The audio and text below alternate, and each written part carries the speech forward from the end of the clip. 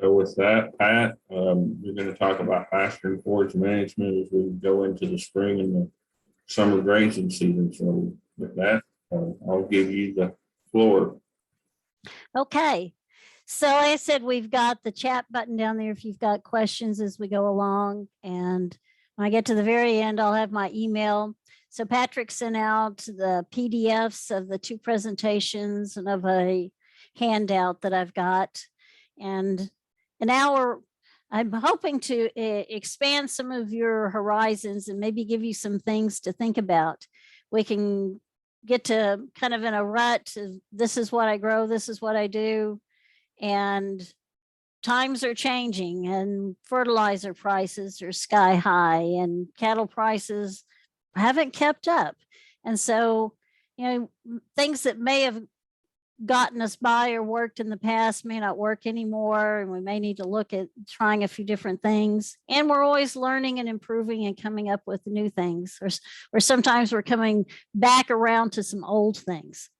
So just give a few basics on types of forages and then go to talking about just some different options and things to get you thinking. So we've got with forages, we've got annuals, like we'll talk about some about crabgrass, and then we've got perennials, like most of our forages would be looking at would be perennials that stay out there every year and hopefully for a long time. We've got things that are cool season like fescue and orchard grass and clovers. And then we've got warm season things like lespedeza or the alfalfas or the native warm season grasses. And then we've got the grasses and legumes. Legumes would be like clover, red clover, white clover, lespedeza, and alfalfa. And the forbs and browse really won't get into those. Those are more for goats, probably for that.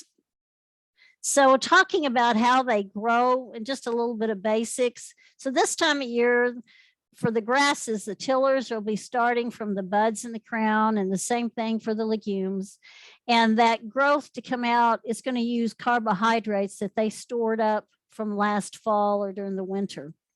So as they start getting some leaves, they're going to start making sugars, and those will mostly turn into carbohydrates that are going to help growth.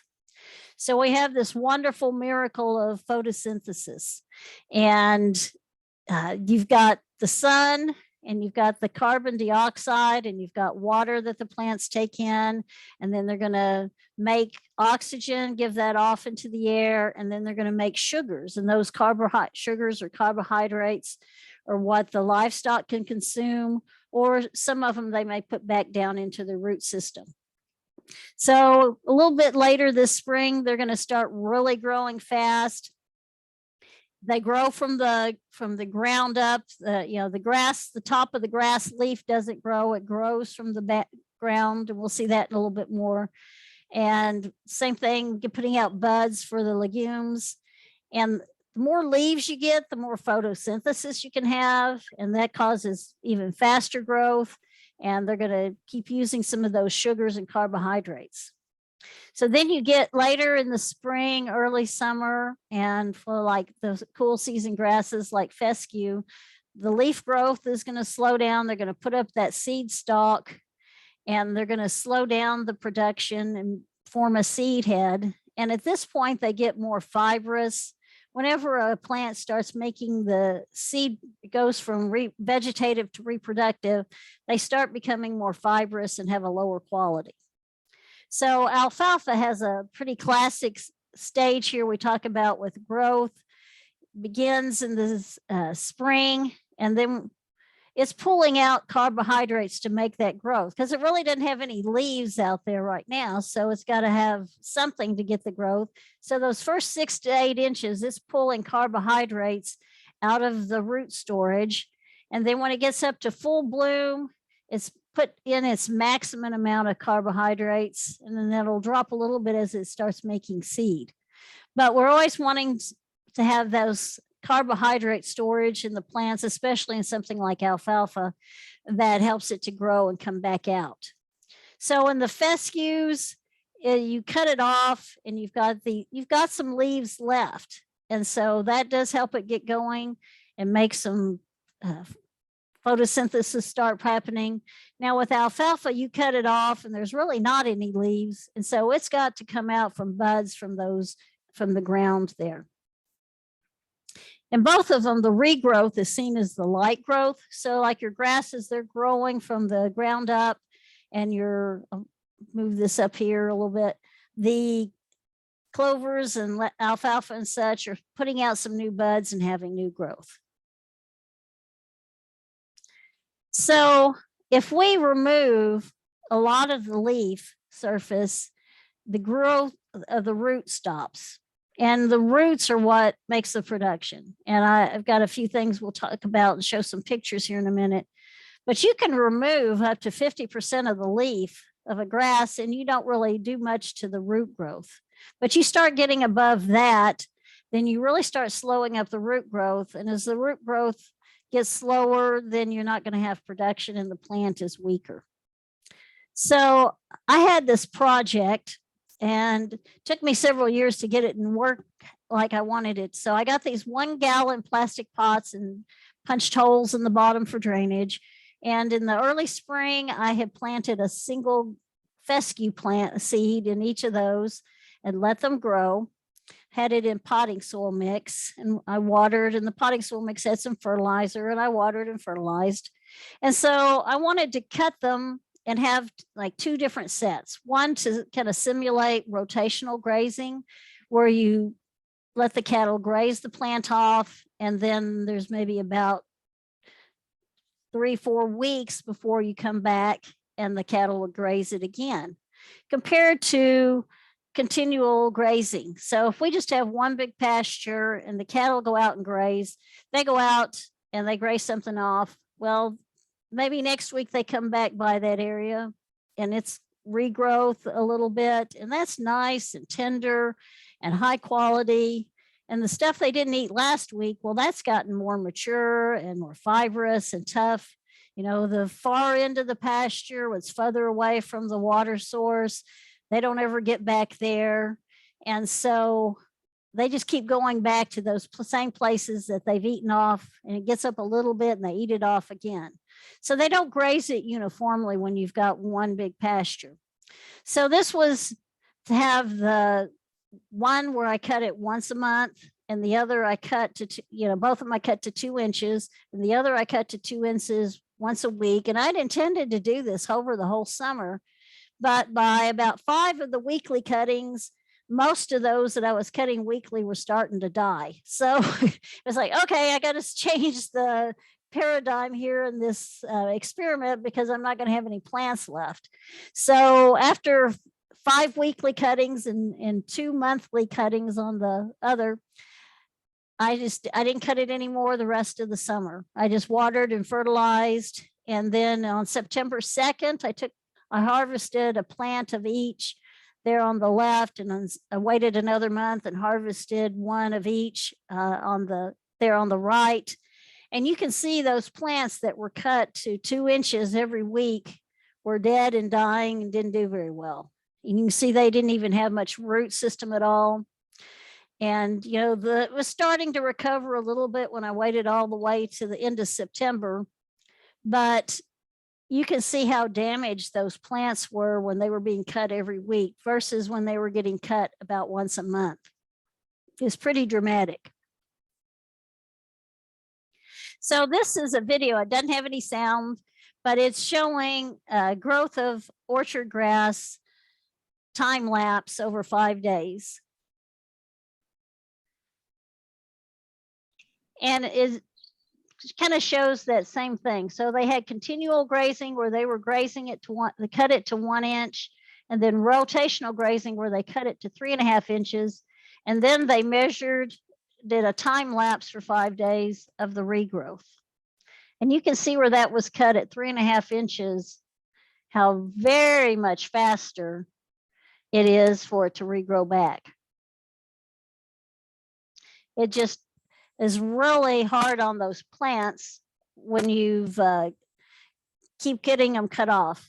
One of the reasons horses are very damaging to pastures is because they have cows wrap their tongue around the sward of grass and rip it off, or horses nip it off down close, and sheep too. And so they can graze it really close, and that's really damaging to the grasses. So I would think Patrick and Anthony will Andy will probably get into this some and talking about paddock systems. But here's just an example. If you've got 12 different paddocks and you move them through that, and they're in each one in 3 days, of course, you're going to have to vary that by how fast things are growing. You've got rain, you don't have rain and such. But, the grass gets a rest period. And so during those rest periods, the plants get to recover some. They start photosynthesis again. The leaves get to regrow, and they allow for vegetative reproduction, like the clovers spreading out, white clover. So, we want to make sure we control that stubble height and don't graze the plants too short, because it just causes a lot of problems. So are we having a question, or is somebody just else talking something? Let me get to my other presentation here. So before I go to the next presentation, I'm going to show here. I don't see anything in the chat. Let me pull this up to the top. So I had some fertilizer plots here nearby, and they had gone on for about 3.5 years, and a whole bunch of equipment for utility company all got parked on the top of them. So they were done now. So, oh well. And I started this in the fall of 18, and I took a soil test in this area. And here is what the phosphorus and potash recommendation was. It didn't call for any lime, called for potash, 80 pounds of phosphate and 150 pounds of potash. And so I set out these different plots, and we'll look at what these looked like after 3.5 years. So after the first fall, I applied it as this. And then after that, I applied this in the spring. And then I applied 40 pounds of nitrogen to some of the plots in the fall. And one I applied 80 pounds. The 80-pound one it got 80 in the spring and then 40 in the fall. And so then last June, I went out, and there was such drastic differences, and I took pictures that we'll show, but they were not replicated. And so I'm going to say all this with a caveat. This was not really research. This was meant to be a demonstration, and I didn't intend to go in and cut them, and I don't have equipment. So I just hand cut 20-inch square samples. I weighed them, and I assume that it was 75%. Yes. I know what you're talking about. There's no screen. You're not. Oh, okay. I didn't stop sharing. Okay. What do you see? Your original PowerPoint is still sharing. Okay. Thanks for telling me. Somebody mentioned it. I was like, I knew what you was talking about, but okay. And I didn't know you were really. Okay, so screen sharing stopped. Let me share my screen again. Yeah, thanks for saying something, because I could see it. So here's what we've got. So now can you see it? Yeah, we can okay. See what you're talking about. So you can see here's the fertilizer plots, and it was the soil test recommended 80 pounds of phosphate and 150 pounds of potash. And so that was applied 4 times. And then after 3.5 years, I cut the 120-inch square from each plot, and then estimated that it was 75% dry matter and so moisture. So assumed that it took the weight and put it down to 25% dry matter. And these were not replicated. So I say all that as a caveat. So let me make it a little smaller so we can get all the picture in. So this was the first plot. It had nitrogen only, and it had 40 pounds of nitrogen spring and fall. And this cost is from last spring at that time. So in say late May of 2021, this would have been the fertilizer cost. It would be about double or more of that right now. and got about a ton of dry matter per acre estimate. So this was the full meal deal. So this was what the soil test recommended on P and K, and 40 pounds of nitrogen spring and fall. And it was over 4 tons of estimated dry matter. And you can see that's pretty lush. There's a 12-inch ruler there stuck kind of in the middle. This was with phosphate and the nitrogen only. It made about less than half of that, between half and third of that one. This one was the potash and the nitrogen, even less. This one was nothing. This one didn't have any fertilizer at all for those 4 years. And it had about a 1/10, eighth or a 1/10 of dry matter of the regular one. Here was the phosphate, and only the nitrogen that came with the phosphate is the 1846O. And it had about 1/4 of it. And this one was potash only. You can see it takes all three fertilizers. And this, I think this is a lot of times people try to make up for the P and K that are needed, the phosphate and the potash, and they just put on lots of nitrogen. And you can see it only had 2,500 pounds of dry matter compared to the other one that was over 900 pounds, 9,000 pounds. So we can't make up for not applying P and K by just applying more nitrogen. And I think as fertilizer expenses are high this year, that's going to be an issue that people may have to deal with and think about. I know you got to put a pencil to things, but we gotta still continue to grow forages and have livestock. So let me share my other screen here.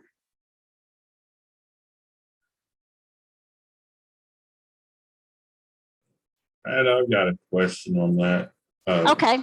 We talked a lot about nitrogen and potash and phosphorus. What about pH on those? They didn't require any lime. I was kind of surprised because it's kind of an abandoned little corner that has about 10 acres in it. And I really expected it to need lime, but it didn't require any lime. And I don't know if you mentioned this, but it was primarily a fescue, but and weeds. Yeah. There wasn't really, I was actually, I don't know that I saw a lot of legumes at all. No, there really wasn't much any legumes to start with. And so that's why it did need the nitrogen. And actually the first year there was a lot of broadleaf weeds in it. And so that first fall I applied grazing P plus D, and if there was any legumes, they weren't there after that, and just made it so I could, look at it with the nitrogen that way. So somehow I am not at the right spot where I want to be on this one. Let me go back. I think we actually where are the, okay. There we go. Where are these pastures located? And they weren't, Pat, I guess that was a question that came in. It's like, where are these it was located? on the corner of near where you turn to go to Walker, Missouri. It was on Highway 54. And I've got lots of pictures and videos of it, but the utility company was replacing power stations and poles and stuff, and the property changed hands. And I went out, I said, you need to go, somebody said, you need to go look at your plots. And it was like, okay, there's a truck and trailers and telephone poles and everything on the top of them. So it's like, okay, that one is now done. So any other questions? Yeah, it says, why apply a herbicide that kills off your legumes? So in this case, there wasn't hardly any legumes out there, and I just put them on the plot, and it had a lot of broadleaf weeds that I didn't want to interfere in with the study. And so I decided it was better to have it just a grasses. And I debated about trying to put clover or something back in, but I would have had to wait 2 years after I had sprayed the Graze on P+D. So I just left it as a grass. Pretty And much. that way I could kind of look at the nitrogen parts that factors in it too that way. And pretty much if you apply a herbicide that kills off your broadleaf weeds, you're going to kill off your legumes. Right. Although Proclova is supposed to be, I think, be labeled now, and we've got a new herbicide, Proclova, that's supposed to not kill your clovers. So I'm anxious to start seeing some of that out there. We've been hearing it's coming for a while. So Tim Stockenberg is my counterpart down in the Ozark area. And he had this presentation, and I kind of adapted in some warm season grass native stuff on the end and looked at it. And I'm just going to try to get you to think about some other ideas and things about what you might look at. So, the Kentucky 31 was first found in 1931 out in Kentucky, and it was on this hillside. And, that has been the standard forage in this area for forever. And it has a lot of good qualities to it, but it also has a big downside that we'll talk about. So the Kentucky 31 fescue, it is palatable if you harvest it early enough. Like any forage, if it's too mature, you're going to lose quality. It's durable. It'll handle grazing really well. You can graze it down, and usually it comes back pretty well over time. Handles dry conditions and comes back. It is resistant to diseases and insects, and we'll talk about why in a minute. It's cold tolerant. It doesn't freeze out. And it gives you cool season grazing and fall grazing. It really doesn't grow much any in the summer. It stays green maybe, but it doesn't really grow then. And so we need to have something that fills in during that time. And it is easy to establish, and the seed is pretty cheap. But the downside to that is, you may have heard about this, is that it has an endophyte. Endo means inside, and this is a fungus that's inside the cell walls of the fescue plants, of the Kentucky 31 fescue plants, and it makes it toxic. And so these are chemicals, and Patrick or Andy could tell you a lot more about how all that works in the livestock, but they don't shed off their hair coats. They have heat stress. They go stand in the ponds. They just generally don't do very well because they have this toxin that gets in their system. It can have some bad effects on horses and such too. And, we didn't even know about this for a lot of years. We didn't know the fescue was what we called hot or had this endophyte in it. The good thing about the endophyte is that it helps keep away insects and diseases. So it made these plants really persistent. About the time I started with Extension in Missouri over 32 years ago, they had, a little before that, they had come out with some endophyte-free fescues, and they all died. So they were all dying about the time that I started, and I got to hear a lot about how these were so bad because they didn't last. And this is true. I had somebody who had planted a little plot of, he thought was the regular Kentucky 31 fescue, and he planted in the spring, and that summer it was dying, mostly dead in the field. And he had me come look at it, and he thankfully still had the seed tag, and he had actually planted endophyte free. And we had had some insects and disease problems and such, been wet, and it was mostly gone. So the endophyte does good things for the plant. It just does bad things for the livestock. And the other thing with fescue is we use it for putting up hay. And a lot of times we are just way too wet in the spring to try to get too much hay up.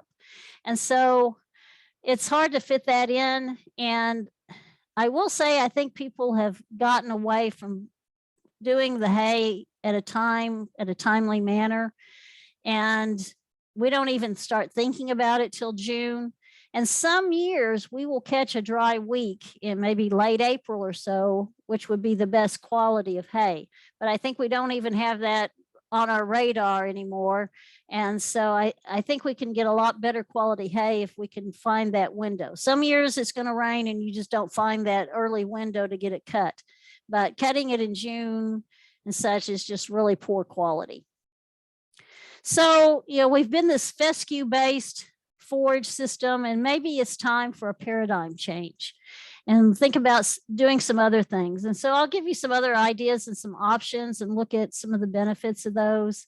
And you may have some questions, and there's got some other classes coming up on some of these topics in the future, or just talk to me or your local agronomy specialist if you want to try some of these things. And like everything, try a little bit and see if it works for you and works in your program. So one thing we can do is have what we call novel endophyte fescue. And this is a fescue that they took the good part of the endophyte and they took out the toxic part.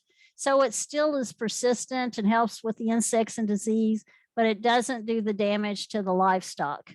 And so you don't have to plant the whole farm to novel endophyte, but if you have a rotational system and some of your paddocks are the novel endophyte, and then you've got your others that are the old Kentucky 31, maybe some clover in there, and that can help with your cattle operation. So, another thing some people are doing, I know it's costly to get into, is if you've got a big operation, you might think about doing baleage. And that is where instead of waiting for the hay to dry, you bale it up and kind of make silage in a bag. When we talk about the non-toxic endophyte infested fescue, there's a number of brands that are out now. This Estancia is actually a soft fescue, but there's a lot of different brands and a lot of different kinds. And so we've got classes. There's going to be an online class on converting these, and we'll just talk on that very briefly. But these are what we call novel fescues, and they have the good part of the endophyte, but not the toxic part to the livestock. And I've got a couple of slides with some data that show, the E- is the endophyte free, which the endophyte free ones don't stay in, they die. They're not going to stay in, so probably don't even think about those. And the the 2 pluses means that's a novel endophyte one. And then the just 1 plus is the regular Kentucky 31 toxic endophyte.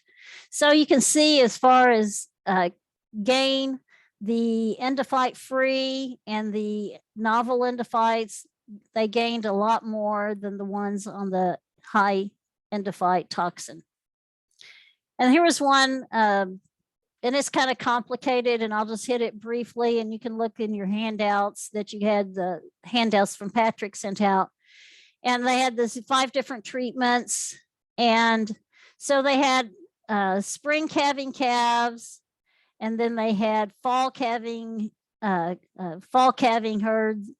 And this is the toxic endophyte. This one they had only 25%. So 25% of the paddocks had the non-endophyte, non-toxic endophyte. And then this is the whole paddocks, everything was a non-toxic endophyte. And these were the toxic endophyte at 25%. Here, hold it. So with the toxic endophyte on spring calving, the calving rates was only 45%, a little over that. But, just having 25% of the paddocks got it up to 80, where everything being in the novel endophyte was only up to about 88 or 87. And then the fall calving herd seemed to do pretty well. And so, this is showing that you don't have to convert everything in your farm to that. It would hinder your production for a year and be pretty expensive, but just doing something, having something else out there is good. And I think I'll just skip this and you can look over that slide, but it's talking about that same study.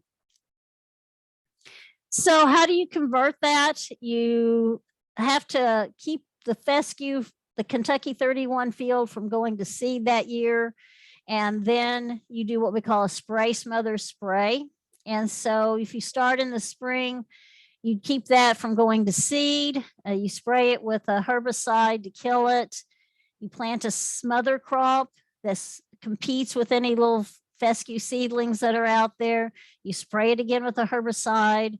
And then that fall, you come in with your novel endophyte. But a lot of more details can go into that, but we'll have a class online on that that'll be coming up. And I'll get out some information on all the things that are coming up. So the next thing we can look at is maybe doing orchard grass, and we can mix that in with our fescue and clover pastures. And like we saw there, taking just even part of our paddocks, or, you know, anything you can do to help dilute that Kentucky 31 high endophyte fescue. You know, putting clover in there. I don't, somebody asked why I killed the clover out, and yeah, I agree, because I don't see much reason not to have clover or something, clover or Lespedeza out in our pastures.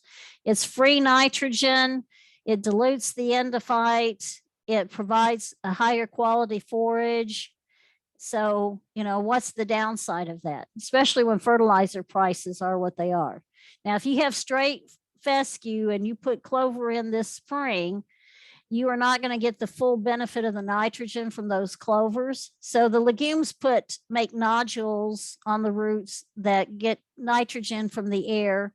And the first year, those clover or legume plants use that nitrogen that's from the nodules on the roots. And it really doesn't provide much to the grass until the next year, when those roots decay and new roots and new nodules come on. So if you put out clover, you don't have any out there, and you put it out, you might have a little less production this year from not putting nitrogen on, but over time, the clover will be providing the nitrogen for you. And so it's a very good practice. So the orchard grass, good forage, good quality, dilutes the endophyte in the Kentucky 31. And, you know, how much you put in there, you know, you don't want to overgraze it. It can die back. It's really important to not overgraze it and get it too low. The surface temperatures will get too high late in the summer, and it can really stress it. So it's not as hardy as the fescue, and you have to baby it along a little bit more. So the next thing to look at is Bermuda grass. If you're on this call from North Missouri, this may not work for you, but for those here in South, even here, I've seen some freeze damage on Bermuda grass. And not going to spend a lot of time on Bermuda grass, because I think right now with nitrogen prices, it's going to be more of a problem to think about Bermuda grass. It's so dense and makes such a strong sod, you can't have any legumes in there to provide your nitrogen. But it does, having part of your pastures in a warm season grass, Bermuda grass or some others we'll talk about, it can give you something to graze that's a high quality in the summer if you don't let it get too mature.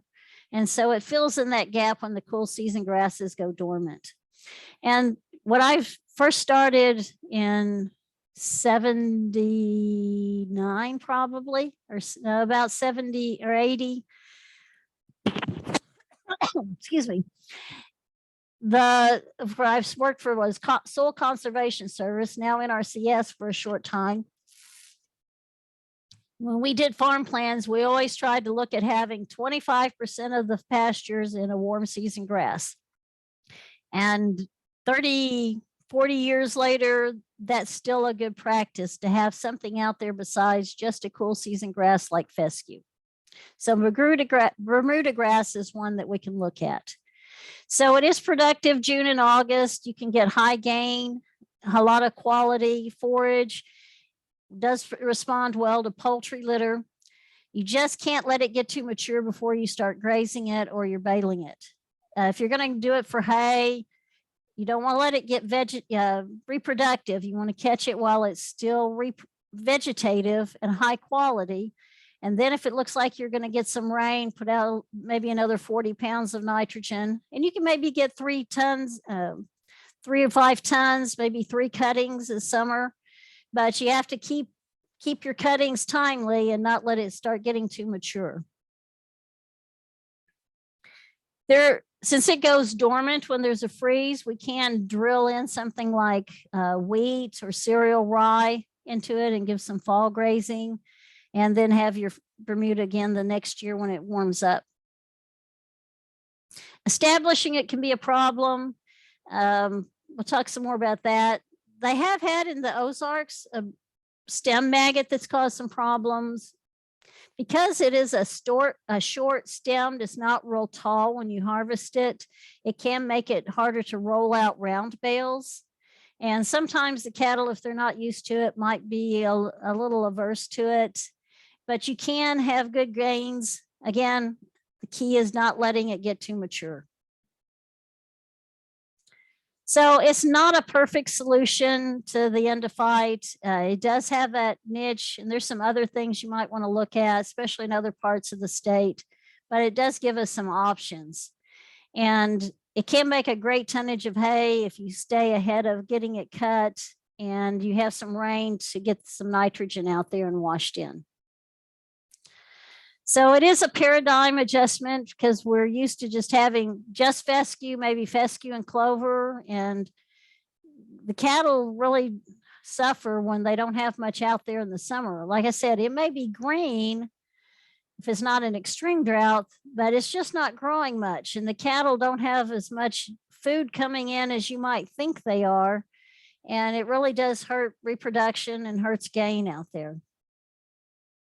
So another thing is alfalfa, and this is my specialty. I worked for 6 years with alfalfa in Oklahoma before I came here and just hit a few high points on it. And I think I'll probably have another alfalfa online class, like a 5 or 6 hour class this August, if you're interested. And I do have 2 short, a spring insect one that's March 24th, and then I'll have another one in early May on the summer insects, just little short classes on that.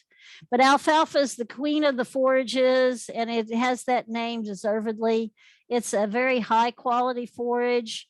It has to be treated like a crop, and I think you have to have a crop mindset for it.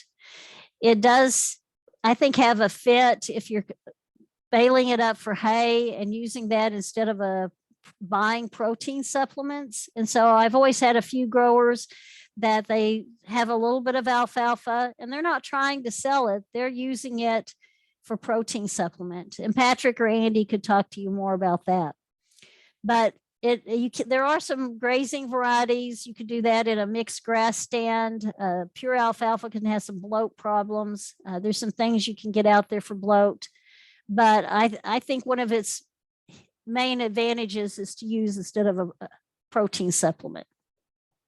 So some of the new traits. So this far side cartoon here, Tim, that I used part of this presentation, we heard there was going to be a reduced lignin alfalfas coming out, and now there's several of those.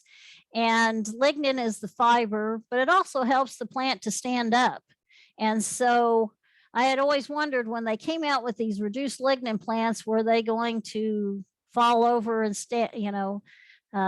not be able to stand up in the field and lay down on us?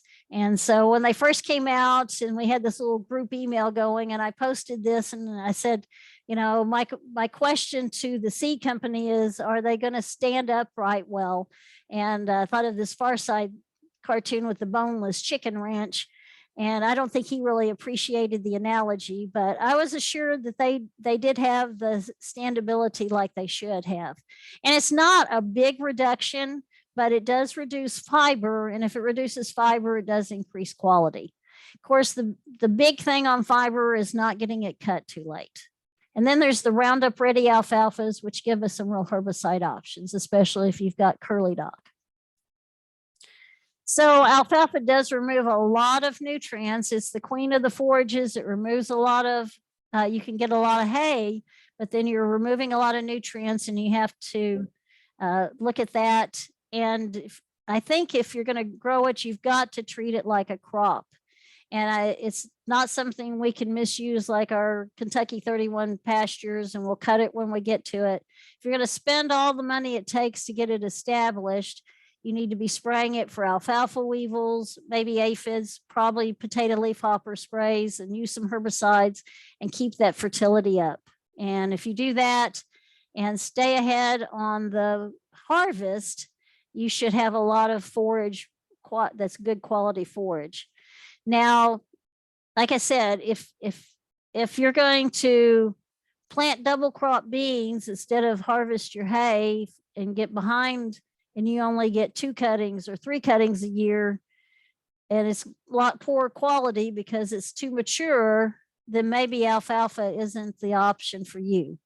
But if you have the time and the equipment and can stay up with it, I know weather's always a factor out there, too much rain, but it can be a good option for producers. And we don't think about it a lot anymore. And you are going to have to get the soil in good shape, fertility and pH wise before you even consider it.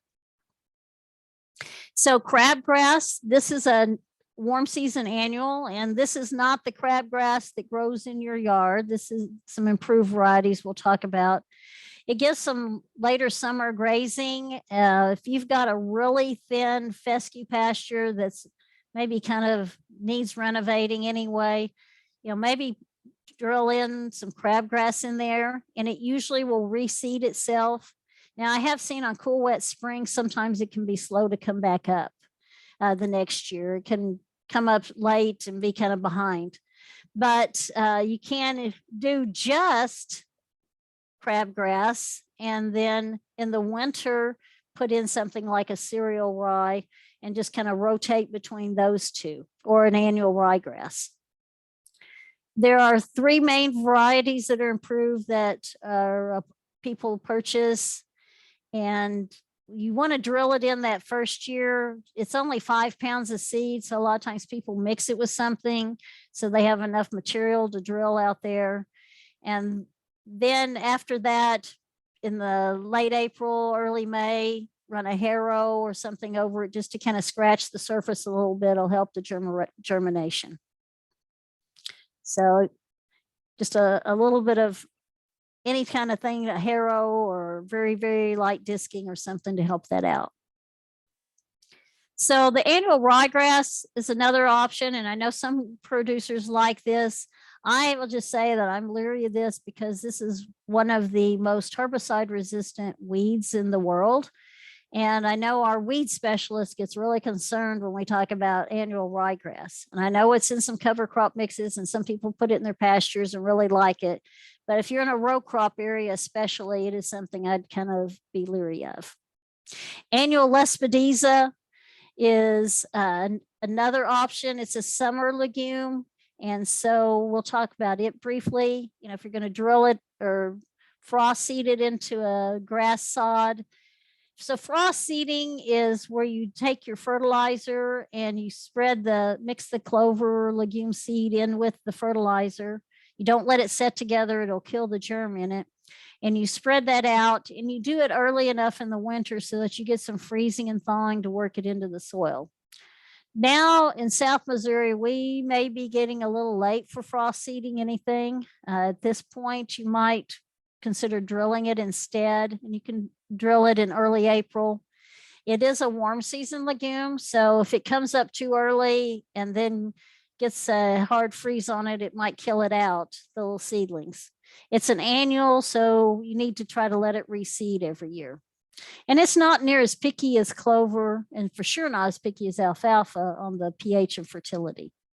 It's not as good a quality as red clover, but it does give us some summer grazing, and it's a better quality than just the Kentucky 31 fescue in the summer. So lastly, I'm going to talk about the native warm season grasses, and Patrick and I have done some classes on just these. And these are the things that we talk about, like prairie grasses. And putting these in is a pretty big commitment, but it can be a very rewarding and fit into your grazing system in the summer. So we've got our tall fescue or orchard grass, these cool season grasses. They don't grow much in the middle of summer. They just mostly are green out there. So the warm season grasses talk about switchgrass, big blue stem, and Indian grass, and then eastern gamma grass. And these 4, switchgrass comes on earlier. And I've had people tell me their cattle won't eat the switchgrass. And I think they probably are waiting till it looks like this. And this is way too mature to be turning the cattle in on there. Any forage, it gets to where it's got a seed head out there, it's quality is poor and they're like a lot less likely to want to eat it. The one good thing about switchgrass is that it does like wet soils. And so I've had some people with some floodplains and they couldn't get anything else to live out there. And this was something that worked for them. It is often needs to be have the cattle turned in on it before we're done grazing the big push of fescue. So it may be a little bit too early for a lot of our systems. So the big blue stem fits well in the middle of that summer gap. It does have good production. There's several varieties of it. Eastern gamma grass, this one's related to corn and it's very, very palatable. Has a lot of growth on it. And if you put the nitrogen to it, it can really grow. Now, these native warm season grasses do not usually allow enough space out there, enough sunlight to get any legumes out there. So you will have to provide nitrogen for them. Because they are what they are, they've got huge, deep roots and they may not need near as much nitrogen as something like Bermuda grass to get the same tonnage. And when you have a drought, I know Patrick and Andy and I have seen this, you have a really bad drought in the summer, you drive through the area, through the counties and across the state, the green patches will be your native warm season grass fields and your alfalfa. Both of those have really deep roots, especially the native warm season grasses. And you can see here, like gamma grass can have really good daily gain. But again, you don't want to let these things get too mature and the quality go down on them. Indian grass is a little bit later than the others. And, you know, it might be a lot of times producers will do a prairie mix. They may even have some little blue stem or something else in there. So they'll have a mix of Indian grass and blue stem, maybe some big blue stem, and then maybe a little bit of little blue stem in there also. And these native grasses, you need to make sure you don't graze them too short. You always want to keep about a 6 to 8 inch stubble, whether you're cutting them for hay or whether you are grazing them. So you will have to rotationally graze these. If you just turn them out there and let the cattle grub them into the ground, you will kill them out. Now, Patrick and I do a lot of farm visits together. And one thing we've seen is where producers have switched to rotational grazing in their fields, a lot of times they see some of these natives start coming back into their fescue fields. And I guess the seed bank was there or the plant was there and just very stunted. But when you start doing that rotational grazing and have those long rest periods, a lot of times you will get some. I've got a little 5 acres of my house that's just mowed every once in a while or cut for hay. And originally it was all fescue. And as I have gone to where it just was mowed a few times and not ever grazed, it now has a whole lot of big blue stem in it. So let me go back one here. And then there's some summer annuals. And occasionally we have a drought in the summer, but then we're going to get some rain. And these might have a place for it where you put out something, extend that summer grazing. Here we've got pearl millet and some sorghum Sudans. And here's a pearl millet. And this is the stage when you want to turn the livestock into them to graze. You don't want to be turning them in when they're over mature like this and the quality is poor. So, you know, if it stays dry, then they're not going to grow well either. But sometimes we'll have a early summer dry spell. You know, we do have to watch we don't get nitrates accumulate if we've applied quite a bit of nitrogen. And the endophyte in the fescue gets more strong, more toxic. And, you know, that can be some problems. But these annual warm season grasses can fill that same little niche. We can go in with Sudan grass or pearl millet and graze those. You know, we talked earlier about the crabgrass. So the Sudan grass and the pearl millet, one of the problems, and there's also foxtail millet, but it only usually gives you one cutting, is that the Sudan grass can be toxic with prussic acid. And this is different than nitrates. And so you want to make sure that these grasses on the sorghum Sudan are at least 2 foot tall before you turn in to graze. When they're immature, when they're drought stressed, when they are frosted, when they're all these different things can make them very toxic. And so that's the Sudan grass grows a little bit better than the pearl millet, but we do have that risk of prussic acid. Now, again, with these, you want to let like the Sudan grass be tall enough so it's not got the prussic acid problem, 2.5, 3.5 foot tall. And you don't want to graze it too short if you want, because you want to get some regrowth if you get some more rain. But don't graze them if it's still less than 24 inches or if it's after a frost or regrowth after a frost or regrowth after a drought, because you can't have that prussic acid. The pearl millet doesn't produce quite as much, but it does not have the prussic acid issues. Again, you want to leave a stubble if you want to try to get some regrowth from it. So where do we go from here? Like I said, I've given you a lot of different things to think about and things you might want to try. If you're not wanting to do a big investment, you might just take a thin fescue thing and a field and put in some crabgrass. If you're really wanting to look long term and make an investment, you might put in the native warm season grasses. It is a slow establishment process. We do have some herbicides now that help with that, but you'll probably have a year where you won't get anything and maybe low the second year even. Usually by the second year, you're starting to get some pretty good production. The Bermuda grass, you probably going to have to go with a seeded variety here. We just don't have sprigged ones very available anymore. I don't know if you can buy sprigs or find a sprigger anywhere well to use. So this was just something that Tim had put in, or some I put together, had on just an idea on different paddocks. So, you could come in with a cool season grass clover mix in the spring, and you might rotate between these 3 or 4, trying to keep ahead of them. And then, when it gets to the hot weather, you would switch to some paddocks that have the warm season grasses in them, or maybe some that have cool season grass and less Bediza.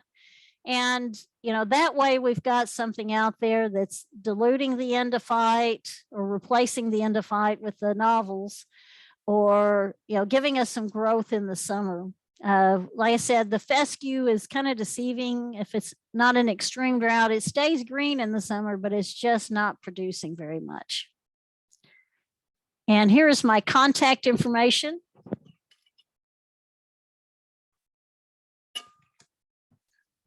I got through pretty well without coughing. I had COVID 3 weeks ago, so I still had a cough. So I've taken cough medicine and oiled up with some essential oil and was trying to get through it here. So any questions? I've thrown a lot at you. Are there any questions for Pat? I don't see in the chat. Anybody wants to unmute and ask a question, that's probably fine too.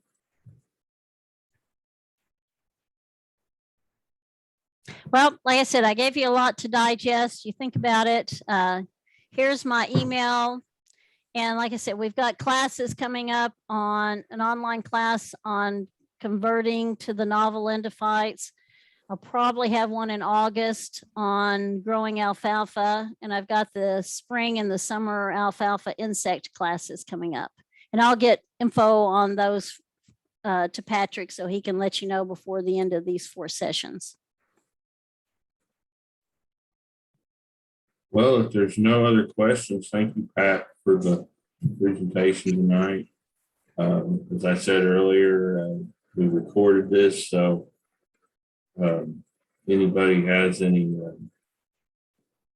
I'll send the YouTube link to record. Hopefully, I'll get that done tomorrow and get that sent out. Okay, had one, but it's just a thank you. And I think like I said, week, if you get to thinking and some of these have spurred your interest, We've got a lot more information and details on these. And either your local agronomy specialist or you've got my email here. And, you know, let us know if you've got some questions and are trying to think through that process. Again, thanks, Pat. Next week, I believe Andy is going to talk about heifer development, cow management, and getting ready for the upcoming breeding season, which is a few months away, but just some of those things. And so I believe that'll be our topic next week. So again, thank you. And we'll be seeing some emails from me. And of course, if you ever have any questions related to this, you can always contact Pat, contact myself. We'll try to help you out best we can. So thank you. We'll see you. Yeah, next I won't, week. I've got other meetings and won't be on any of the other calls, but like take a picture here or this is in your handouts and you've got my contact information. So Thanks, and we'll see you guys next week.